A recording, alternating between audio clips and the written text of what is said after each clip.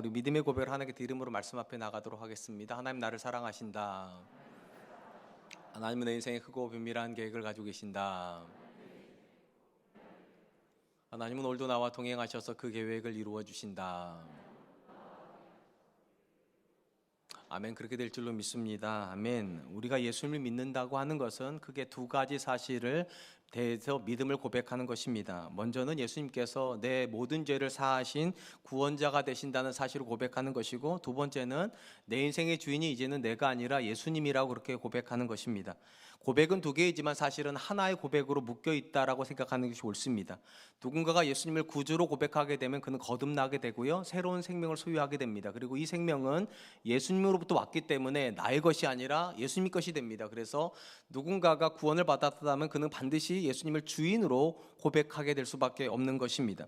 분명히 한 사람이 예수님을 나의 모든 죄로부터 구원하실 구원자로 고백하는 것도 쉬운 고백은 아닙니다. 이 땅에는 굉장히 많은 사람들이 이 사실이 안 믿어져서 신앙생활을 할 수 없기 때문입니다. 그럼에도 불구하고 신앙의 여정에서 예수님을 구원자로 고백하는 것보다 더 어려운 것은 우리가 늘 경험하는 것처럼 예수님을 주인으로 고백하는 것입니다. 그도 그럴 것이 예수님을 구원자로 고백하는 고백은 많은 경우에 단회적 고백이지만 예수님을 주인으로 고백하는 고백은 계속적인 삶의 고백이어야만 하기 때문입니다. 신앙의 여정에서 누군가가 예수님을 향해서 믿음을 고백하게 되면 그는 이렇게 고백하는 겁니다. 예수님이 다른 어떤 존재도 할 수 없는 내 죄를 그분이 사하셨다. 이게 믿어지는 순간부터 신앙이 시작이 되고요, 이게 믿어지면 다시는 이거에 대해서 회의를 하는 사람들이 거의 없습니다.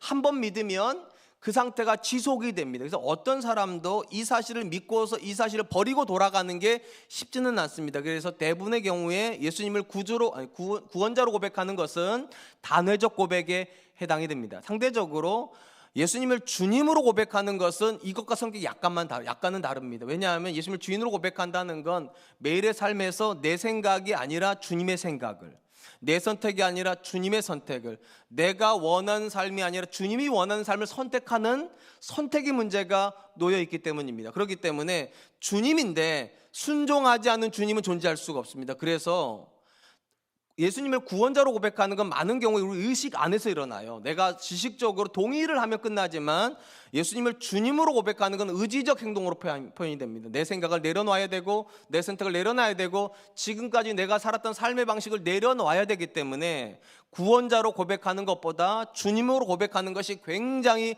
어려울 수밖에 없습니다. 오늘 본문은 우리에게 한 존재가 하나님을 내 인생의 주인으로 고백한다는 것이 어떤 의미를 가져야 되는지를 말해주는 말씀이라고 생각이 됩니다. 본문의 말씀은 기드온의 요청에 의해서 에브라임 지파가 전쟁에 참여했고 그로 인해서 퇴각하고 있었던 미디안의 군대를 섬멸한 다음에 에브라임 사람들이 기드온에게 와가지고 따지는 것으로부터 본문이 시작이 됩니다. 1절 말씀입니다. 에브라임 사람들이 기드온에게 이르되 내가 미디안과 싸우러 갈 때 우리를 부르지 아니하였으니 우리를 이같이 대접하면 어찌 됨이냐 하고 그와 크게 다투는지라.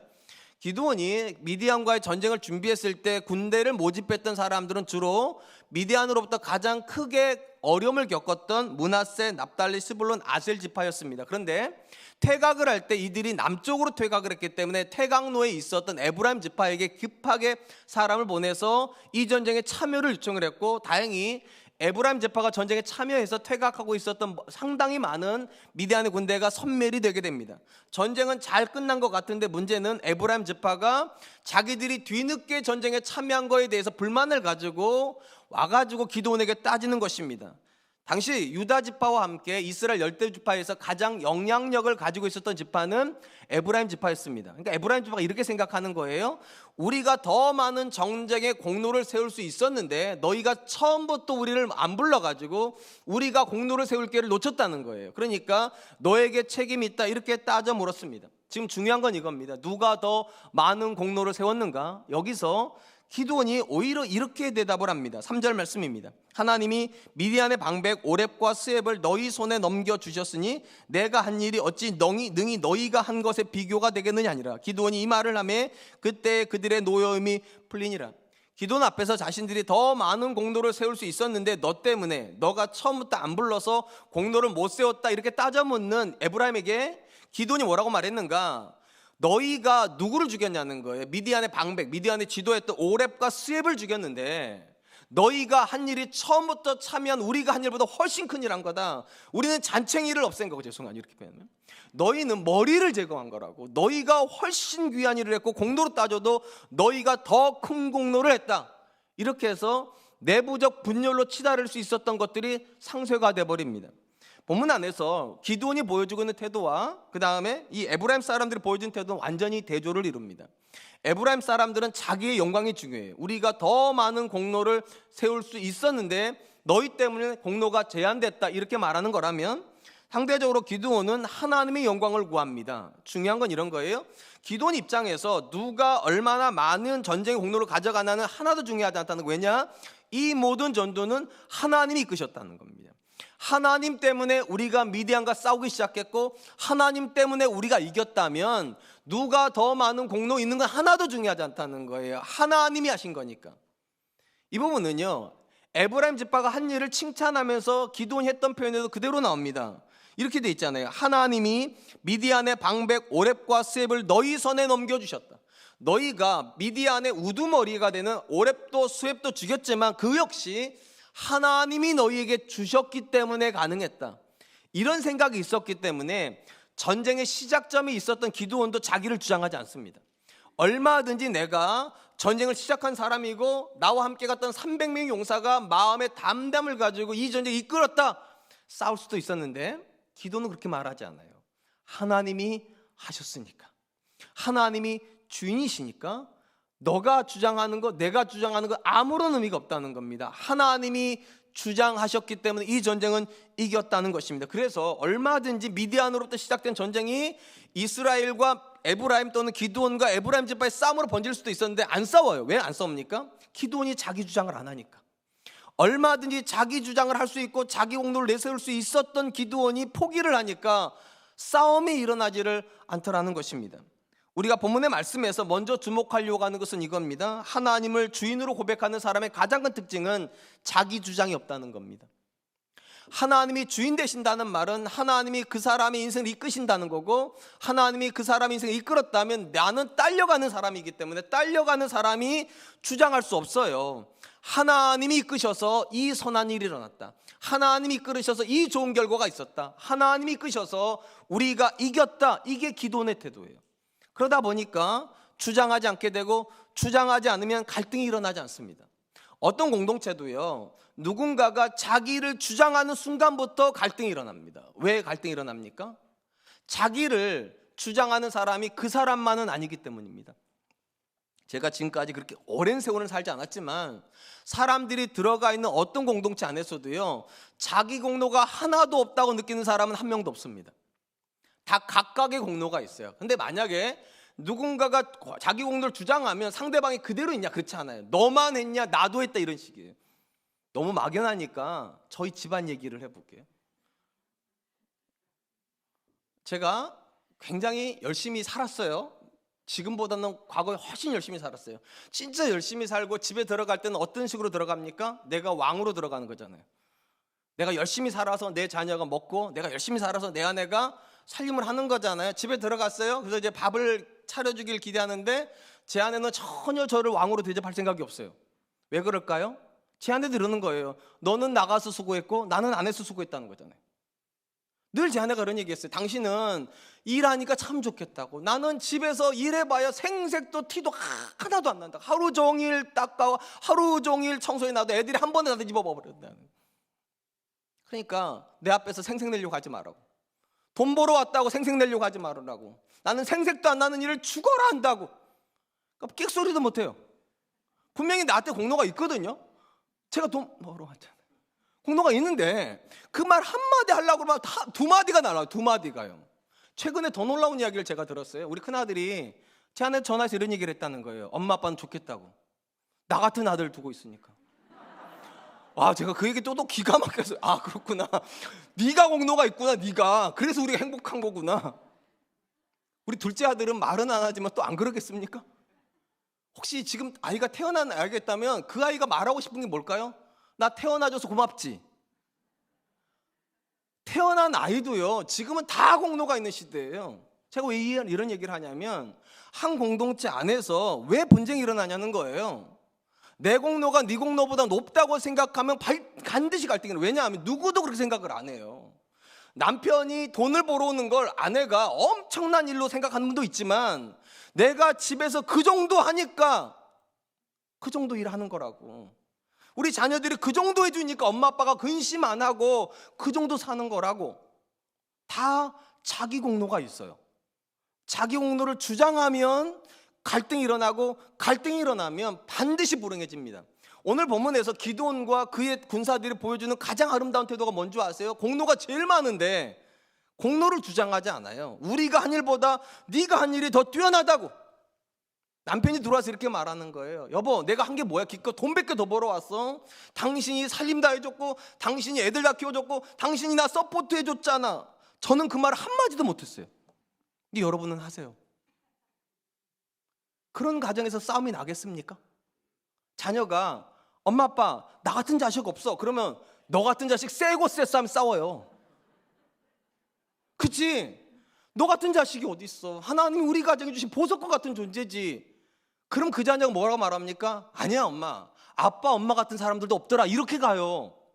공로를 주장하면 싸우지만 공로를 내려놓으면 절대로 싸우지 않습니다. 오늘 본문에서 기드온이 보여주는 가장 중요한 태도가 그거예요. 주장하지 않아요. 주장하지 않으니까 하나님이 주인 되실 수 있어요. 하나님의 이름만 높여져요.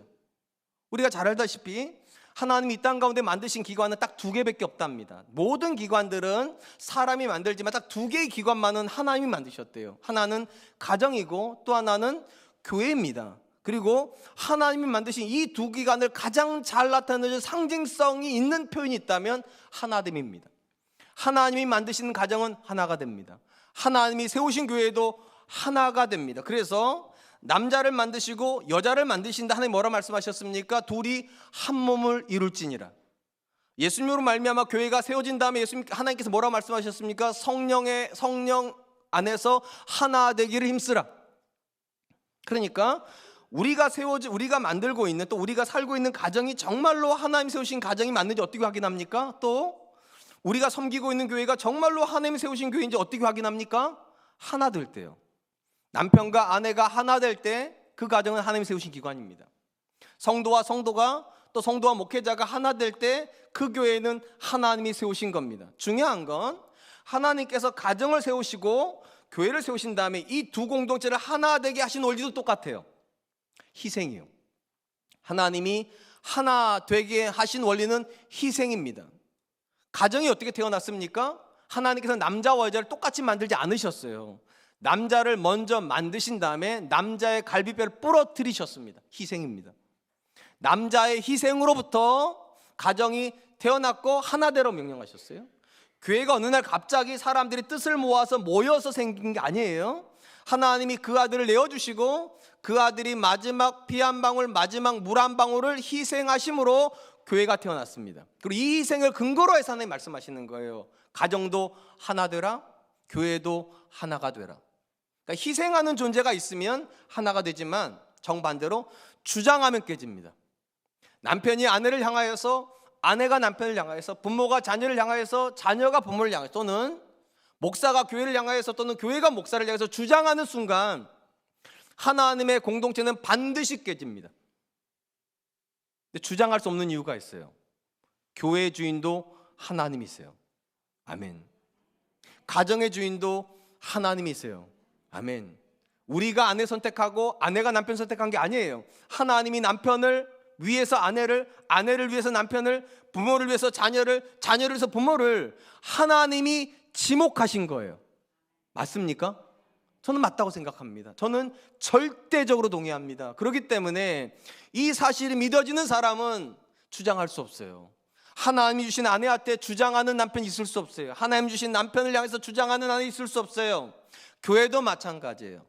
사랑하는 성도 여러분, 신앙적으로 한 사람이 얼마나 성숙했는지를 체크할 수 있는 여러 가지 도구가 있을 겁니다. 그 중에서도 반드시 중요하게 체크해야 될 영역이 하나가 있습니다. 그가 얼마나 희생하고 있는가. 주장하는 사람은 미숙한 사람입니다. 희생하는 사람은 성숙한 사람입니다. 그리고 누구만 희생하는가? 하나님이 주인이심을 고백하는 사람이 희생해요. 왜 그런가? 내가 주장하면 하나님이 주장하실 수가 없어요. 아내 앞에서 내가 돈 벌었다고 말하면 아내는 내 눈치 보겠지만, 내가 이렇게 말한다 생각해 보세요. 여보, 오늘도 하나님이 주신 거 벌어왔어. 그러면 내 아내는 하나님 눈치 볼 겁니다. 하나님 주셨으니까. 내 자녀들한테 아빠가 주는 돈 받았으니까 공부 똑바로 해. 제가 그랬어요. 제가요. 그럼 제 눈치 봐요. 근데 하나님이 너 공부하라고 주시는 거니까 열심히 해. 하나님 너 사랑하셔 하면 자녀들은 하나님 보게 돼 있어요. 그러니까 내가 희생을 하면 하나님이 주장할 수 있어요. 내가 희생을 하면 내 남편을 향하여서, 내 아내를 향해서, 내 자녀를 향하여서, 우리가 섬기는 교회를 향해서 하나님이 주장하실 수 있지만, 내가 주장해버리면 사람들과 싸워야 됩니다. 사람들과 싸워야 돼요. 남편은 아내랑 싸워야 되고, 아내는 남편이랑 싸워야 돼요. 부모는 자녀랑 싸워야 되고, 자녀는 부모랑 싸워야 돼요. 오늘 본문의 말씀이 그래서 참 의미가 있어요. 가장 먼저 전쟁에 나갔고 가장 위험한 전투를 했던 기드온과 300의 용사가 뭐라고 말합니까? 우리는 주장할 게 없대요. 우리는 내세울 게 없대요. 그러면서 뭐라고 말하고, 너가 그래서 더 많은 일 했다고. 네가, 남편이 아내한테 말하는 거야. 네가 더 많은 일 했다고. 아내는 아니라고. 당신이 더 많은 일을 했다고. 부모는 자녀한테 말해야 돼요. 네가 더 훌륭하다고. 아니라고. 엄마 아빠가 있으니까 우리가 있어. 저도 못하는 거 하려니까. 근데 성경이 맞아요. 주장하면 깨져요. 희생하면 하나님이 세우세요. 저는 우리 사랑과 은혜교회 성도님들이 하나님이 주인심을 고백한다면 주장하지 않으셨으면 좋겠습니다. 남편도 주장하지 마세요. 아내도 주장하지 마세요. 부모도 주장하지 마세요. 자녀도 주장하지 마세요. 교회도 마찬가지예요. 성도도 주장하지 마세요. 목사도 주장하면 안 돼요. 그리고 이렇게 말해야 돼요. 하나님이 하셨다. 오직 하나님이 하셨다. 한편 기드온은 에브라임 지파와의 갈등의 소지가 있었는데도 지혜롭게 잘 넘어갔습니다. 그 다음에 남아있는 아직도 잔병들이 도망치고 있었기 때문에 이 잔병들을 추격하기 위해서 300명의 용사를 이끌고 세바와 살문나를 추격하여 가게 됩니다. 두 왕을 추격하면서 그들은 요단강을 건너요. 그 다음에 굉장히 오랜 기간을 쫓아가다 보니까 지치니까 갓 지파의 영역이었던 숫곳과 분이엘 사람들에게 도와줄 것을 요청해요. 그러니까 추격하다 보니까 양식을 준비를 못했으니까 기진했단 말이에요. 그러니까 양식을 좀 달라고 요청을 했는데, 다행히 저들이 어디 가서 요청을 했는가? 갓 지파의 영역에 있는 숫곳과 분이엘, 그러니까 같은 동족한테 가서 떡을 달라고 했다는 겁니다. 그런데 어떤 문제가 벌어졌는가? 6절 말씀입니다. 숫곳의 방백들이 이르되 세바와 살문나의 손이 지금 내 손 안에 있다는 거냐? 어찌 우리가 내 군대에게 떡을 주겠느냐? 아마도 숫곳과 분이엘 사람들은요, 지금 기드온의 숫자를 보니까 300명밖에 안 돼요. 근데 이 300명이 미디안의 왕 세바와 살문나를 잡겠다고 말하는 게 터무니가 없어 보이는 거예요. 그래서 질문하는 거예요. 지금 너희가 세바와 살문나를 잡고서 우리한테 떡을 달라고 하는 거냐? 너희가 지금 안 잡았지 않냐? 그럼 어떤 문제가 벌어지는 겁니까? 이 세바와 살문나가 군대를 재정비해가지고 싸우면 너희가 못 이길 것 같은데, 너희 300명밖에 안 되는데 우리가 너희 도와줬다가 큰 코 다칠 수가 있는데 어떻게 우리가 너를 도와주겠느냐? 이렇게 질문하는 겁니다. 그러니까 쉽게 말하면 이런 거예요. 이들이 볼 때 세바와 살문나는 굉장히 강한 왕들이고 전열을 정비해서 다시 쳐들어온다면 누구를 가장 먼저 치겠냐는 거예요. 기드온을 도와주었던 자기들이 아니겠냐는 거예요. 그러니까 너희 때문에 우리가 손해가 날 것 같으니까 우리한테 떡 달라고 하지 말으라고, 우리한테 더 이상 요청하지 말으라고 굉장히 야속한 일을 합니다. 자기들의 안위를 위해서 하나님도 패스해버립니다. 하나님의 군대도 외면해버립니다. 우리가 본문의 말씀에서 두 번째로 하나님이 주인 인생에서 드러나는 가장 특징은, 하나님이 주인인 사람은 이해득실을 따지지 않는다는 겁니다. 하나님이 주인인 사람은 이해득실에 의해서 움직여지지 않는다. 한 번만 생각해 보세요. 기드온의 300용사가 지금 나머지 잔병을 추격합니다. 제가 지금 잔병이라고 말했기 때문에 굉장히 폐잔병 같은 느낌이고 숫자도 굉장히 적을 것 같아요. 근데 이 부분을 잘 읽어보시면 미디안의 남은 군대 숫자는 15,000명입니다. 추격하는 군대는 300명이에요. 몇 대 몇이에요? 확실히 제가 손익계산 하지 말라고 그랬더니만 계산을 안 해버리시네요. 50대 1이에요. 50대 1. 숫자적으로 따지면 한 명이랑 50명이 싸우는 여전히 잔병이라고 말하기엔 너무 많은 숫자예요. 그리고 추격하는 숫자라고 말하기엔 너무 적은 숫자예요. 그래서 당연히 숫곳 사람들 눈에, 분열 사람들 눈에 이게 말이 안 되는 거예요. 거꾸로 돼야지. 15,000명이 300명을 추격한다고 우리가 떡을 주는 거지. 300명이 15,000명을 추격하는데 어떻게 떡을 줘요? 여러분 같으면. 상식적으로 기도원도 그래요. 밤에 급습할 때는요, 급습이잖아요. 저들의 전열이 정비가 안 됐기 때문에 300명이 전술과 전략에 의해서 항아리 깨뜨리고 나팔을 부니까 사방의 적들이 많은 줄 알고 서로 도망치다가 죽는 거였지만, 지금의 전투는요, 대나대 추격하는 거예요. 300명이 15,000명을 대나대 추격해요. 이게 셈이 된다면, 이걸 이해득실을 따진다면 기드온이 절대로 나서기가 쉽지 않은 전투입니다, 이게. 근데 놀랍게도 기드온은 셈을 안 하는 것 같아요. 300명이냐 적의 숫자가 15,000명이냐 하나도 중요하지 않고 하나님이 가라고 하시니까, 하나님이 추격하러 가시니까 숫자 세지 않습니다. 계산하지 않습니다. 이해득실 따지지 않습니다. 추격해요. 상대적으로 본문에 나오는 숫곳과 이 분열 사람들은요, 안타깝게도 이방인들 아니에요. 유대인들이에요. 하나님이 주시는 땅에 살고 있는 하나님께 예배하는 이들인데, 그들은 하나님 앞에서 하나님에 대한 계산 아예 안 합니다. 하나님의 명령에 대해서 아예 생각 안 합니다. 딱 하나만 따집니다. 무엇이 내게 이득이 되는가? 무엇이 내게 손해가 되는가? 결과적으로 기드온이 이렇게 말합니다. 내가 저들의 두 왕을 잡고 올 때 너희의 망대를 헐리라. 실질적으로 토라하면서 망대를 헐어버립니다. 누가복음에 보면 예수님의 어머니에 대한 기록이 굉장히 참 많이 나옵니다. 특별히 천주교 전통과 개신교 전통이 많은 부분이 비슷하긴 해요. 근데 굉장히 많은 영역에서 차이가 나는 것 중에 하나가 이 성모 마리아에 대한 태도인 것 같아요. 우리는 그냥 어머니 정도로 생각하지만 천주교는 굉장히 예수님의 비견할 만큼 기도의 대상으로 생각을 하죠. 그래서 천주교에 가면 항상 성모 마리아상은 다 있잖아요. 개신교는 없는 건데. 왜 그럴까요? 그 정도로 의미가 있는 분이라는 겁니다. 저는 이건 동의를 해야 된다. 굉장히 의미가 있는 분입니다. 그리고 누가복음은 이 마리아가 왜 그렇게 의미가 있을 수밖에 없는가를 우리에게 구체적으로 보여줍니다.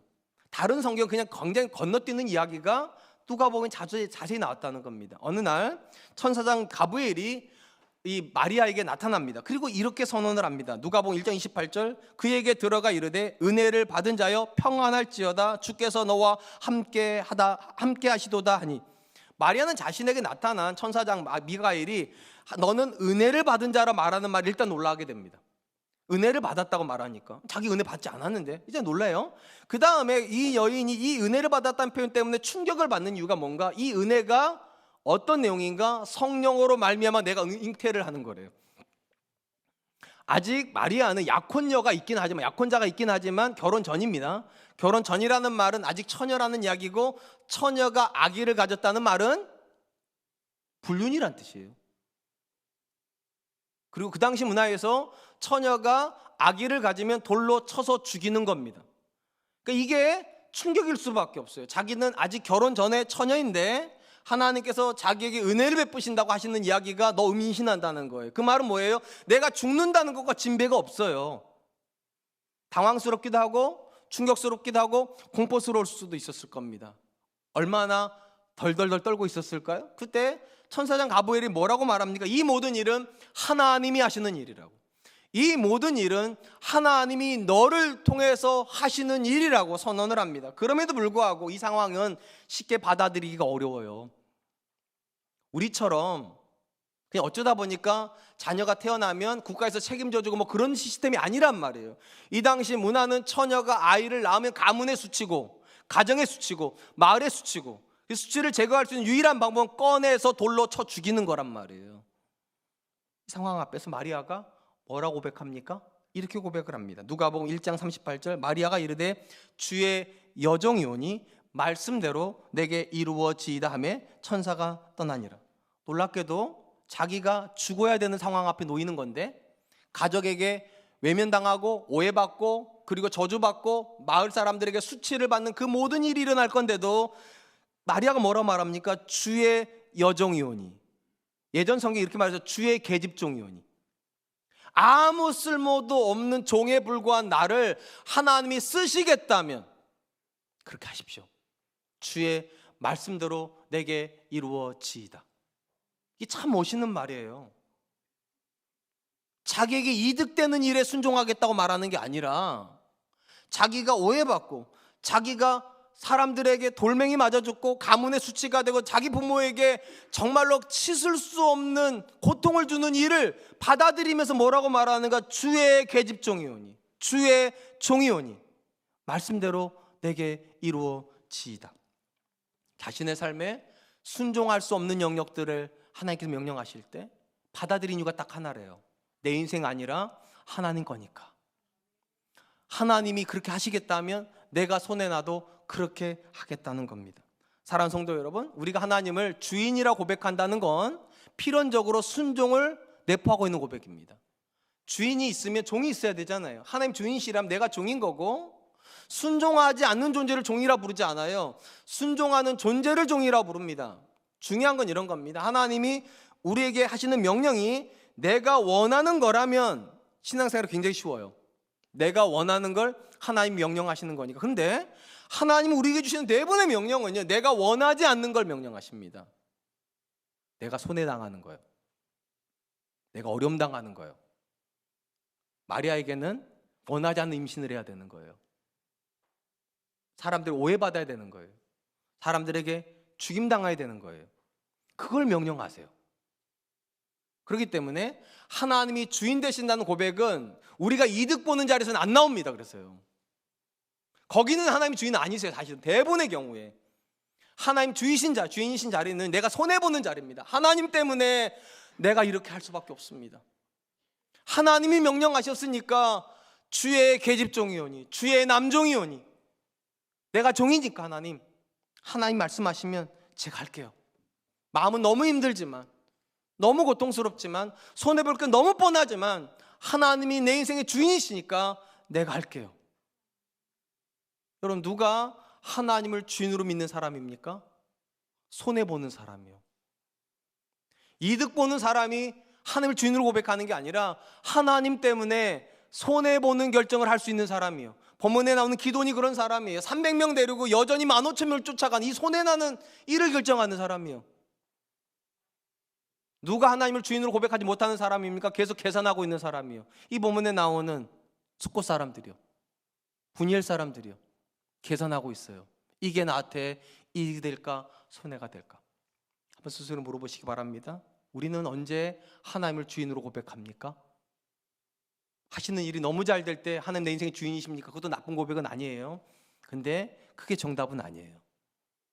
성경이 우리한테 주인의 고백을 요구하는 건 샘을 포기하는 고백입니다. 주여 말씀하옵소서, 주의 종이 듣겠습니다. 남편이 아내한테 사랑한다고 말하는 것도 저는 그거라 생각해요. 아내가 남편한테 복종하는 것도 저는 똑같다고 생각해요. 부모가 주의 교양과 훈계로 자녀를 양육하는 건 똑같다고 생각해요. 자녀가 부모를 공경하는 건 똑같다고 생각해요. 왜냐하면 정상적인 사람이랑 그렇게 쉽지가 않아요. 정상적인 사람이라면 하나님의 사람이니까 받아들이는 거잖아요. 저와 여러분들이 하나님 앞에서 주여 말씀하옵소서, 주의 종이 듣겠습니다, 그렇게 고백할 수 있는 분 되시기를 축원드립니다. 마지막으로 오늘 본문에서 우리가 유심히 보아야 될 것은 지금까지 지속적으로 하나님의 주인 되심을 고백했던 기드온이 그의 인생의 말년에는 어떤 삶을 살고 있는가입니다. 전쟁은 끝나게 됩니다. 기드온이 300명을 끌고 가가지고 마지막 잔병들을 다 제압을 합니다. 그리고 의기양양하게 해선장군으로 돌아올 때 그곳에 있었던 모든 사람들이 기드온에게 이렇게 이야기를 합니다. 22절 23절입니다. 그때 이스라엘 사람들이 기드온에게 이르되 당신이 우리를 미디안의 손에서 구원하셨으니 당신과 당신의 아들들과 당신의 손자가 우리를 다스리소서 하는지라. 기드온이 그들에게 이르되 내가 너희를 다스리지 아니하겠고 나의 아들도 너희를 다스리지 아니할 것이요 여호와께서 너희를 다스리리라 하시니라. 이 당시에 이스라엘을 제외한 주변의 모든 나라들은 이미 왕정이 들어가 있었습니다. 왕정은 뭐 하는 겁니까? 왕위가 세습이 되는 거예요. 왕이 아버지면 아들도 왕이고 손주도 왕으로 이렇게 세습이 되는 거고, 지금 본문에서 이스라엘 사람들이 뭐라고 말하는가? 우리 주변에는 모든 나라처럼 당신도 왕이 되시고 당신의 아들도 우리의 왕이 되고 당신의 손주도 우리의 왕이 되십시오. 왕위를 주는 거예요, 백성들이. 지금 기드온이 원하는 게 아니에요. 이게 백성들이 그렇게 하시라고, 당신 정도의 사람이라면 그렇게 하시는 게 맞다고. 근데 기도원이 뭐라고 말합니까? 나는 너희를 다스리지 않겠다. 왕 안 되겠다는 겁니다. 그럼 뭐라고 말합니까? 하나님이 너희를 다스릴 것이다. 하나님이 너희 왕이라는 거예요. 내가 너희의 주인이 아니라 하나님이 너희의 주인이고, 내가 너희의 왕이 아니라 하나님이 너희의 왕이다. 멋있죠? 멋있잖아요. 백성들이 당신 같은 사람 없다고, 당신이어야만 한다고 할 때 아니라고, 내가 아니라 하나님이 하신 거라고. 그러니까 하나님이 너희를 다스려야 된다고. 참 멋있어요. 여기까지 하고 끝났으면 기드온은 성경 역사에서 가장 위대한 사람으로 남을 겁니다. 근데 기드온이 그 다음 말을 해요. 너희가 내가 왕이 되기를 원한다면 난 왕은 안 할 건데 대신 한 가지만 해달라고. 금 귀고리를 다 나태주라고. 전리품 중에 너희가 미디안 사람에게 뺏었던 그 금귀고리를 다 모아서 나태달라고. 그래서 백성들이 그거 지금 못하겠냐고 해서 금귀고리를 다 모아서 줬어요. 그 다음에 어떤 일이 벌어지는가? 성경이 이렇게 기록을 합니다. 27절, 기드온이 그 금으로 에봇 하나를 만들어 자기의 성읍 오므라에 두었더니 온 이스라엘이 그것을 음란하기 위함으로 그것이 기드온과 그의 집에 올무가 되니라. 금귀고리를 다 모았습니다. 심지어 기드온이 가지고 있는 금까지 다 모아가지고 녹여가지고 뭐를 만들었는가? 에봇을 만들었대요. 이 에봇은 뭐냐? 아주 쉽게 말하면 앞치마입니다. 옷 위에다가 입는 거예요. 이건 왜 만드는 건가? 대제사장에 입히려고 만드는 겁니다. 그럼 대제사장은 에봇을 뭐로 만들었는가? 세마포로 만들었습니다. 그러니까 깨끗한 천인 세마포로 에봇을 만들었고, 이것을 만들어 입은 이유는 주로 이 에봇을 입고 하나님께 하나님 뜻을 물을 때 쓰는 겁니다. 하나님 이 전쟁을 나갑니까? 나가지 맙니까? 나가려면 누가 나가야 됩니까? 하나님 뜻을 물을 때 에봇을 지어 입혔어요. 그러면 이스라엘 땅에 에봇이 없어서 지금 기드온이 에봇을 만든 게 아니에요. 기드온이 활동하던 시절에 실로에 여호와의 성막이 있었습니다. 거기 안에 대제사장의 에봇이 있었어요. 그런데도 지금 기드온이 에봇을 만듭니다. 뭐 하겠다는 겁니까? 하나님께 묻는 길을 자기가 독점하겠다는 겁니다. 우리로 말하면 왕 안 되겠다고 그래놓고서는요, 금 가져다가 왕관 만들고 지가 쓰는 거예요. 이게 똑같은 거예요. 이게 어떤 문제가 벌어집니까? 처음에는 그렇게 안 됐어요. 사람들이 실로에 가서 세마포 에봇을 입은 대장 물었겠죠. 근데 시간이 흘러갈수록 한번 생각해 보세요. 세마포 옷을 입고 하나님께 묻는 게 신령해 보여요? 금 에봇을 입고 묻는 게 신령해 보여요? 여러분 같으면 누구한테 묻고 싶겠어요? 여러분 세마포 에봇이겠죠, 그죠? 근데 시간이 흘러가면 사람들은 눈에 더 번쩍번쩍하고 더 있어 보이는 게 더 신령해 보이게 되어 있어요. 그러다 보니까 음란하게 이스라엘이 기드온의 집에 있는 그 에봇을 탐하기 시작합니다. 쉽게 말하면 기드온이 이스라엘의 종교를 장악해버린 겁니다. 이스라엘은요, 정치보다 종교가 중요해요. 종교를 장악하면 끝난 거예요. 왕 안 되겠다 해놓고서는 이 사람이 지금 종교를 장악해버립니다. 더 심각한 게 있어요. 기드온의 집에서 나타나고 있는 가정의 문화입니다. 성경은 기드온의 가정을 이렇게 설명을 합니다. 30절 31절, 기드온이 아내가 많음으로 그의 몸에서 낳은 아들이 70명이었고 세겜에 있는 그의 첩도 아들을 낳았으므로 그의 이름을 아비멜렉이라 하였더라. 자, 기드온이 아들 70명을 낳았어요. 안 놀라실 줄 알았어요. 한 사람이 아들을 70명 낳았다면 아들만 낳았을까요? 성비상 1대1이면 딸도 태어나는 거잖아요. 그러면 기드온의 집에서 아들 자식은 몇 명 정도 됐다는 겁니까? 최소 100에서 140명 사이예요. 한 사람이 100에서 140명을 낳을 수 있다면 이 사람은 왕 아니면 불가능해요. 고대에서 자식을 100명 이상을 낳을 수 있는 사람은 왕 아니면 아예 불가능. 왜냐하면 그 정도 아내가 많아야 되는데, 그 정도 아내하고 그 정도 자녀를 먹여 살리려면 왕이 아니면 못 먹여 살려요. 참 아이러니하지 않습니까? 왕 안 되겠다면서요. 자기 인생을 안 다스리겠다면서요. 근데 하고 있는 모든 행동은 다 왕이에요. 더 심각한 건 첩도 있어요. 사사인데 첩이 있어요. 성경은요, 이 기드온이 낳았던 나머지 아들들의 이름은 아무도 기록을 안 해요. 이 본문까지는요. 딱 한 사람의 이름을 기록해요. 첩이 낳은 아들의 이름을 기록해요. 아비멜렉이에요. 이 이름은 아마도 기드온이 지어준 이름이 아니라 첩이 자기 아들한테 지어준 이름인 것 같아요. 이 이름이 뜻이 중요해요. 너의 아버지는, 나의 아버지는, 나의 아버지는 왕이다. 이게 아비멜렉이에요. 나의 아버지는 왕이다. 여러분, 첩이요, 자기 아이가 태어났어요. 미안하잖아요. 정상적인 결혼에서 아이를 못 낳았으니까 대신에 위로를 해주는 거예요. 너의 아버지는 왕이라고, 위로 삼으라고. 네가 비록 천한 엄마 같은 사람이 태어났어도 너희 아버지가 왕인데 그럼 네가 왕자지, 그렇게 말해주는 거라고요. 그러니까 적어도 이 첩이었던 사람, 아마 이방인일 겁니다. 이 첩이었던 사람 같은 경우는 자기 눈에 누가 왕으로 보이는 겁니까? 지금 기드온이 왕으로 보이는 거예요.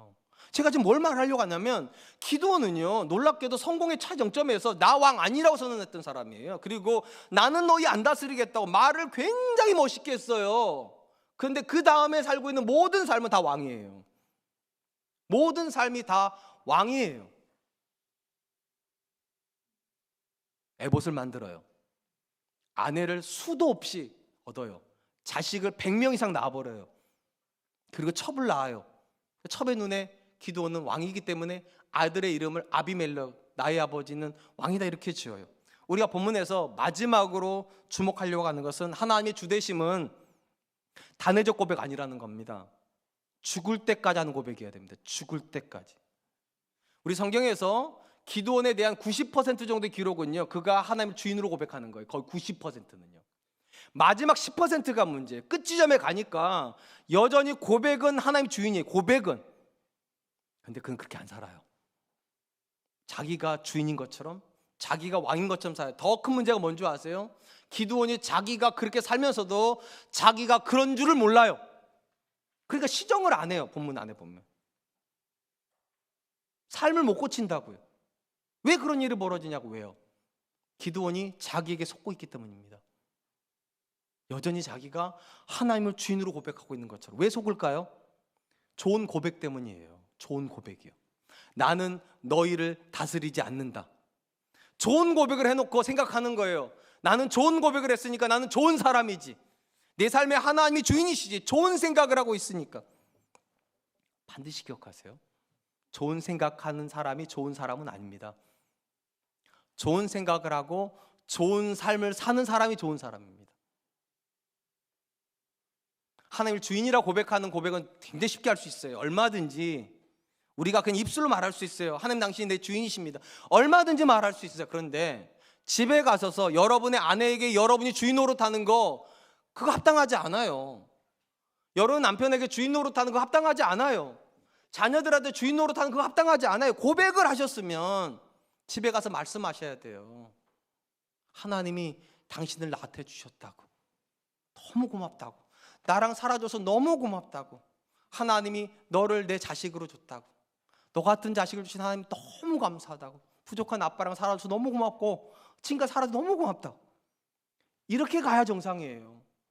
근데 고백은 하나님이 왕이시다, 하나님이 다스린다 말하지만 막상 집의 현장에 가보면 아버지가 독재하고 엄마가 독재하고 부모가 독재하고 교회 안에서도 목사가 독재하고 장로가 독재하고, 고백이 없어서가 아니에요.